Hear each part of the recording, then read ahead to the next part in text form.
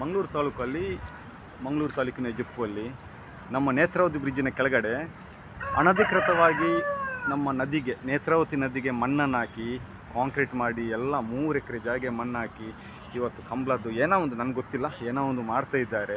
ಇದಕ್ಕೆ ನೋಡಿ ಸ್ಯಾಂಡ್ ಹಾಕಿದ್ದಾರೆ, ಎಷ್ಟು 10 ಲೋಡ್ ಮರಳಿದೆ, ನದಿಯ ಮರಳಿದೆ, ಸ್ಯಾಂಡ್ ಇದೆ, ಮಣ್ಣು ಹಾಕಿದ್ದಾರೆ. ಎಷ್ಟು ಪರಿಸರ ನಾಶ ಮಾಡ್ತಾರೆ, ಮರಳು ತೆಗಿತಿದ್ದಾರೆ. ನೋಡಿ ಇಲ್ಲಿ ಮರ ಕಡಿತಿದ್ದಾರೆ. ಯಾರು ಕೇಳು ಇದರ ಬಗ್ಗೆ ನಾನು DC ಗೆ, AC ಗೆ, ತಹಸೀಲ್ದಾರಿಗೆ ಮುಖತಃ ಭೇಟಿಯಾಗಿದ್ದೇನೆ, ಮುಖತಃ ಮಾತಾಡಿದ್ದೇನೆ. AC ಸಾಹೇಬರು, ಮೇಡಮ್ ಮೀನಾಕ್ಷಿ ಆರ್ಯ ಮೇಡಮ್ ಅವರು ಬಂದಿದ್ದರು. ಬಂದು ಇವರ ಹತ್ರ ವಿಚಾರಣೆ ಮಾಡುವಾಗ ಎಂಥ ಕಂಬಳ ಆದ ನಂತರ ತೆಗಿತಾರೆ ಅಂತ ಹೇಳಿದ್ದಾರೆ. ನನಗೆ ಇವರು ತೆಗೆಯುವುದೇ ಬಿಡುವುದು ನನಗೆ ಗೊತ್ತಿಲ್ಲ, ಆದರೆ ಪರಿಸರವನ್ನು ಹಾಳು ಮಾಡಿದ್ದಾರೆ ಇವರು. ಈ ಪರಿಸರವನ್ನು ಹಾಳು ಮಾಡಿದ್ದಾರೆ. ನೋಡಿ ಇಲ್ಲಿ ಎಷ್ಟು ಕಾಂಕ್ರೀಟ್ ಮಾಡಿದ್ದಾರೆ ಅಂದರೆ ಹೇಳಿದರೆ ಎಷ್ಟು 10 ಲೋಡ್ ಸ್ಯಾಂಡ್ ಹಾಕಿದ್ದಾರೆ, ಪ್ಲಸ್ ಮರಳುಗಾರಿಕೆ ಉಂಟು, ಟಿಪ್ಪರ್ ಇದೆ, ಜನ ಇದ್ದಾರೆ.